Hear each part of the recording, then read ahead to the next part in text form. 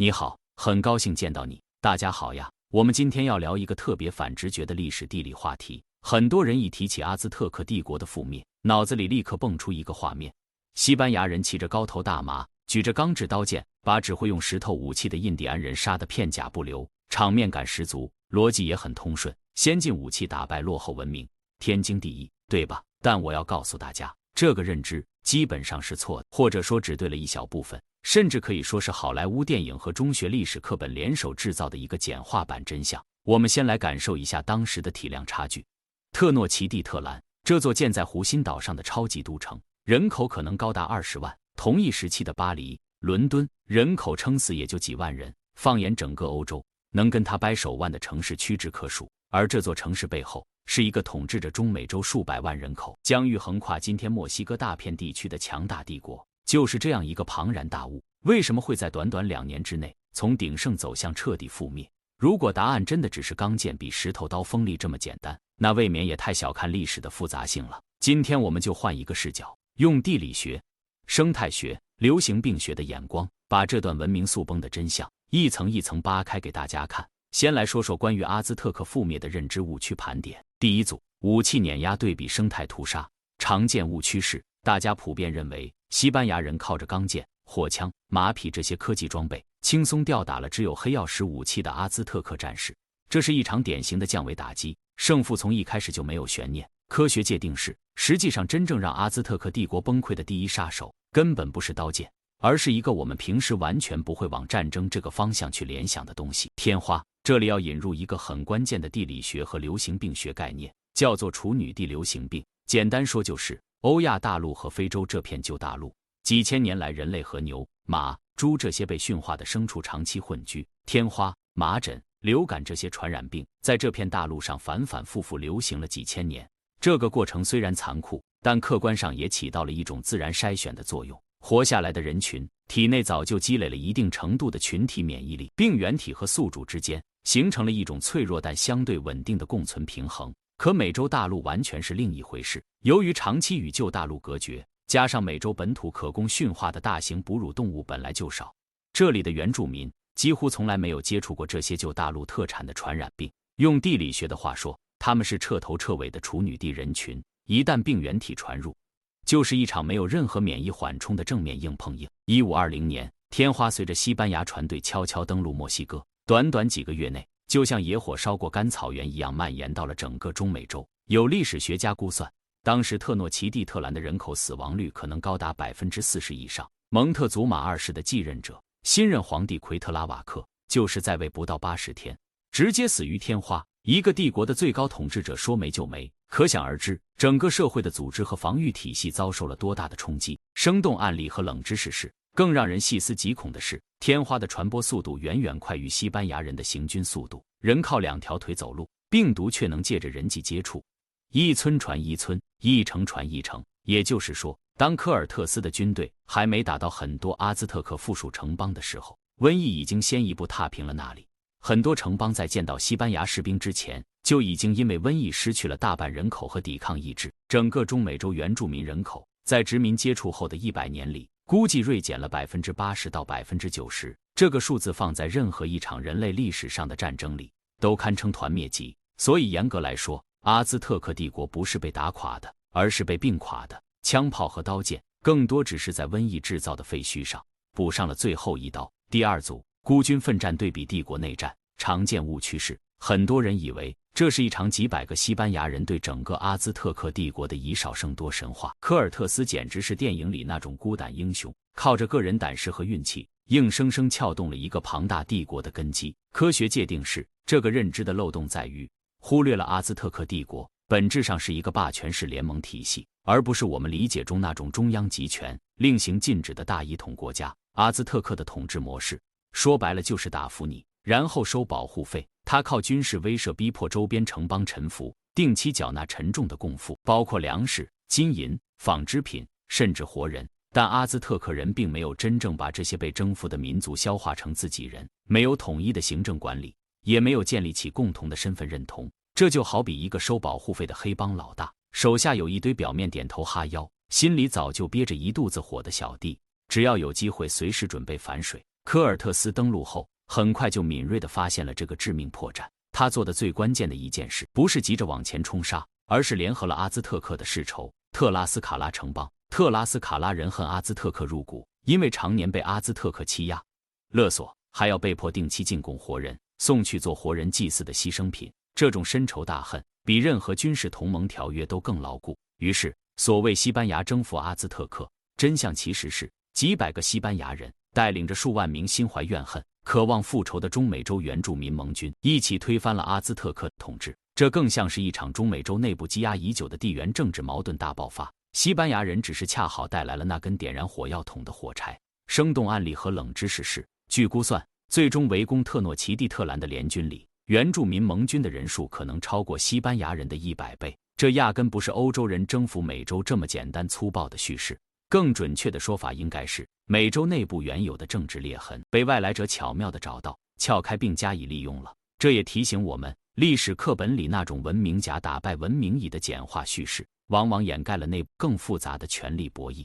第三组，陆地城市对比湖上都城。常见误区是，大家想象中的特诺奇蒂特兰大概就是一座建在陆地上的古代城市，跟我们熟悉的长安、罗马这些内陆都城差不多，顶多加个城墙、护城河。科学界定是错了，这一点其实是特诺奇蒂特兰覆灭的地理死穴，也是整个围城战里最富戏剧性的地方。这座都城建在特斯科科湖中央的一座人工岛上，靠3条低道式的堤道与陆地相连，城内还有纵横交错的运河网络，人们出行靠独木舟，活脱脱一个美洲版威尼斯。这种选址在和平年代堪称防御典范，四面环水，敌军想要靠近，只能沿着几条狭窄的堤道排队前进，简直是一夫当关、万夫莫开的天然瓮城。但一旦被围城，湖泊就从护城河瞬间变成了死亡陷阱。西班牙人后来在湖边现场造出了13艘小型带炮帆船，他们叫这种船为布里根丁船，拖到湖面上组成封锁线，直接切断了特诺奇蒂特兰与外界的粮食、淡水补给通道。城内很快陷入饥荒和缺水的绝境。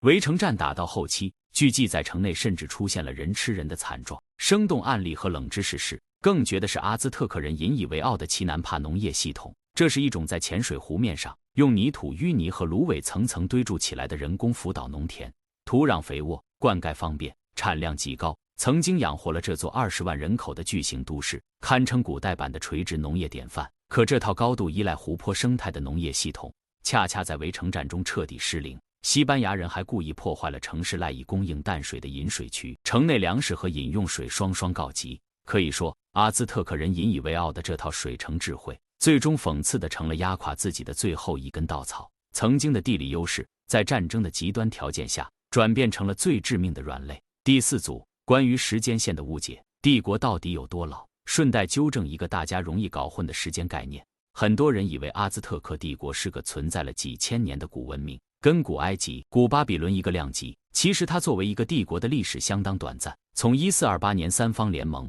特诺奇蒂特兰、特斯科科、特拉科潘3个城邦结盟建立算起，到1521年灭亡。这个所谓的帝国统治巅峰期满打满算不到100年，跟很多人印象中古老到不可撼动、根基深厚的帝国形象完全不符。这也是为什么它的崩溃能够在短短2年内就急转直下。它本身的统治根基是靠军事威慑硬撑起来的联盟体系，远没有大家想象的那么牢固和经年累月。一个只有近100年历史的新兴霸权，遇上瘟疫、内部倒戈、地理死穴3重暴击，倒塌速度自然快得惊人。好了，搞清楚了这些容易让人想当然的宏观概念，我们再来看看，大家在讲述这段历史的时候，还容易把哪些具体的名词给读错、叫错、理解偏。接下来是容易读错、叫错的地理名词纠正。第一组，阿兹特克对比墨西加。纠错是，其实阿兹特克这个称呼是19世纪的欧洲和北美学者追风的一个学术标签。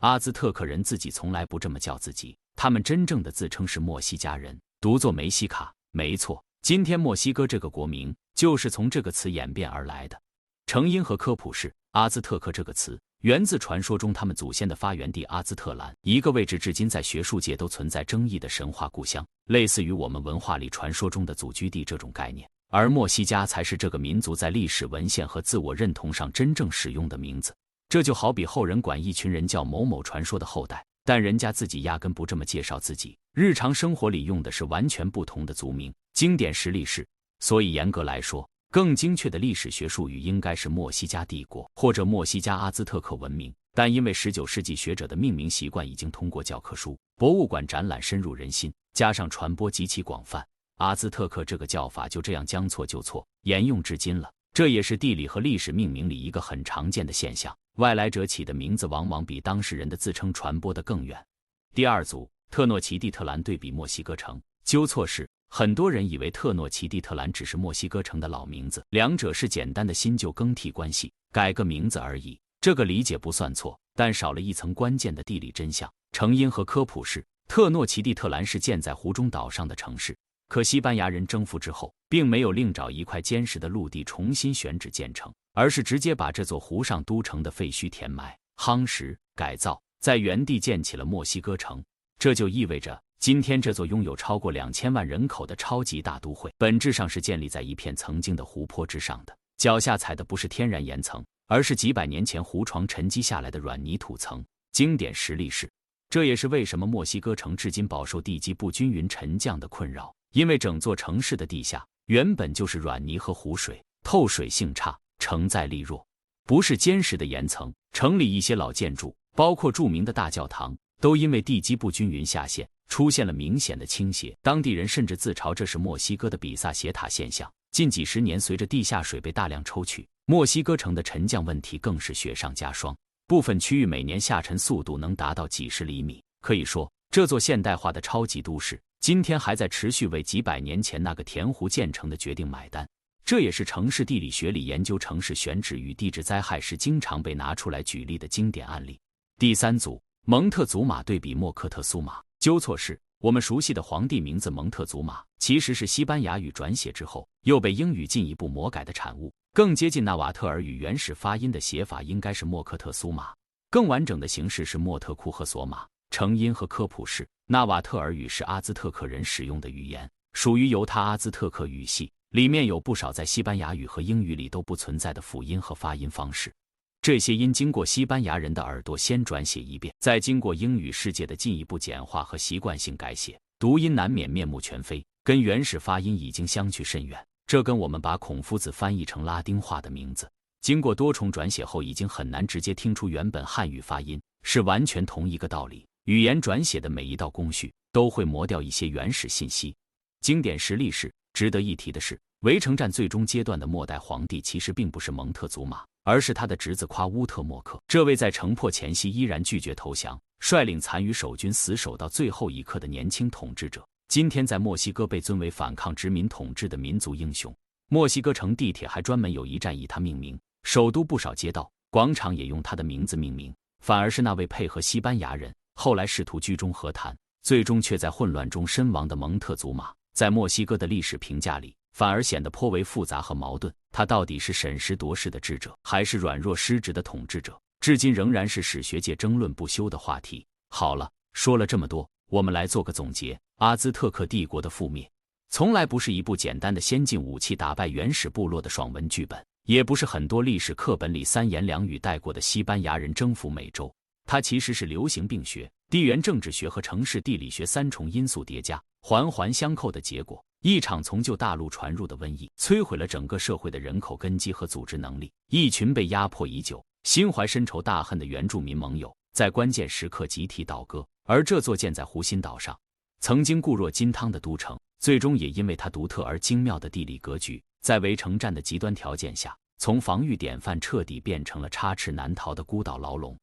所以下次再有人跟你说西班牙人靠着钢剑火枪轻松灭了阿兹特克，你可以自信地告诉他们，这个说法顶多算对了1/3，剩下的2/3藏在看不见的病毒里，藏在城邦之间积怨已久的政治裂痕里，也藏在一座湖心都城的地理宿命里。好了，今天的内容就聊到这里，是不是感觉原本以为很简单的一段历史，细扒之下反而更烧脑了？欢迎在评论区告诉我，你还想了解哪些颠覆认知的地理或历史冷知识？我们下期接着聊。